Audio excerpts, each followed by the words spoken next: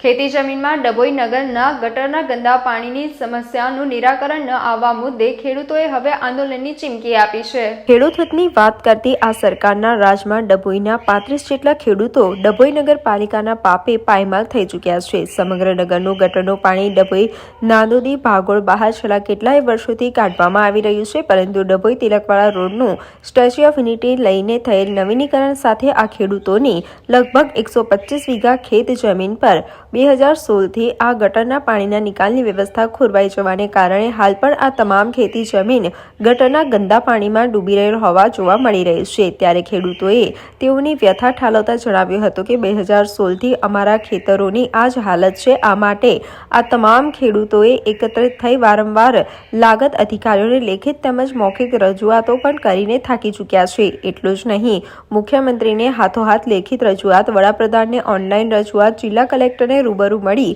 લેખિત રજૂઆત, પ્રાંત અધિકારીને પણ લેખિત રજૂઆત, ચીફ ઓફિસરને પણ લેખિત, નગરપાલિકાના પ્રમુખને પણ હાલ તાજેતરમાં જ રજૂઆત કરતા છેલ્લા 15 વર્ષથી આ લડત લડતા આવ્યા છે। હવે તો ભગવાનને જ અરજ કરીએ છીએ કે આ તમામ અધિકારીઓના અમારી સમસ્યા દૂર કરવાની ઈચ્છાશક્તિ પ્રાપ્ત થાય એવી કૃપા કરે, કારણ કે 2016થી અત્યાર સુધી આ એક પણ ખેડૂતે કોઈ પણ પ્રકારનો પાક લઈ શક્યા નથી, તો આટલા વર્ષોથી ખેતીનું નુકસાન ભોગવતા આવ્યા છે। ખેડૂતોની આજીવિકા માટે આ ખેતી તેઓનો આધાર છે, ત્યારે તળિયેથી નળિયે એ સુધી રજૂઆતો કરવા છતાં પણ જો આ પ્રશ્નોનું નિરાકરણ ન આવતું હોય તો આખરે ઉગ્ર આંદોલન એ જ અમારો છેલ્લો માર્ગ હશે નો પણ પોતાની વ્યથા જણાવતા આ ખેડૂતોએ જણાવ્યું હતું।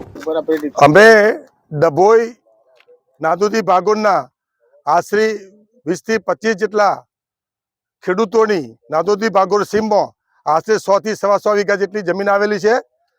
આ જમીનમાં છેલ્લા 5-7 વર્ષથી ડભોઈ નગરપાલિકાનું ગટરનું ગંદુ પાણી ભરાઈ રહે છે, જેથી કરીને તમામ ખેડૂતોની કોઈ ખેતી લઈ શકાતા નથી, ખેતી થતી નથી અને બહુ પાયમાલી થઈ રહી છે।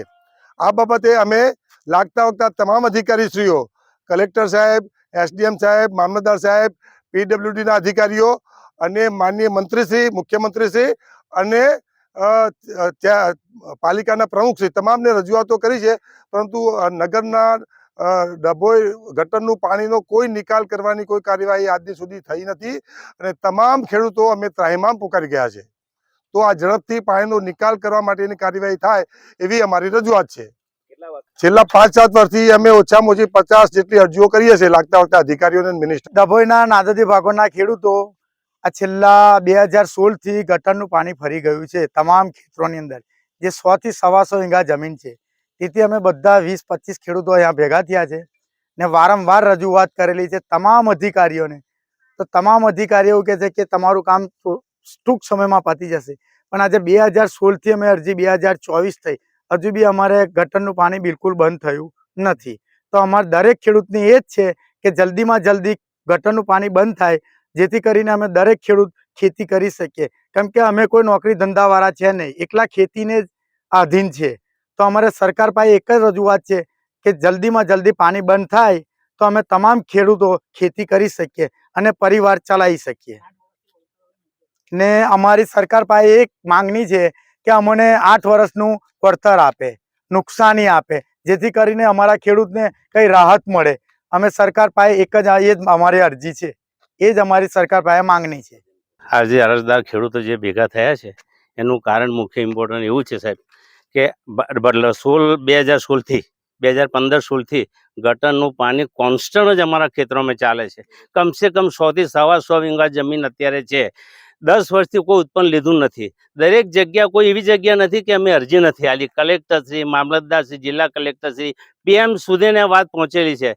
તો હવે અમારે શું કરવાનું, કોઈ આ વાત અમારું સાંભળતું નથી। હવે અમારે શું કરવાનું, તેનો નિકાલ શું થાય એ અમને કહો, કારણ કે હવે અમે ઉગ્ર આંદોલન કરીશું કાં તો જળ સમાધિ લઈ લઈશું। તો શું કરવાનું, અમારે ચોરસ ફૂટની જમીન બગાડવા દેવાની? એમનું એવું કેવું છે કે અધિકારીઓનું, તો શું કરીશું બોલો? દરેક જગ્યાએ કોઈ જગ્યાએ બાકી નથી જ્યાં અમે અરજી આપી નથી। બસ અમે અરજ વિનંતી એ કહે છે કે હા થઈ જશે, આ મહિનામાં સમ ચાલુ થઈ જશે ઉપર સમ। સમાચારોના સતત અપડેટ મેળવવા માટે લોકમત ન્યૂઝને YouTube ઉપર સબસ્ક્રાઇબ કરો, બેલ આઇકોન દબાવો અને અમારી સાથે જોડાયેલ રહો ફેસબુક, ઇન્સ્ટાગ્રામ અને ટ્વિટર ઉપર।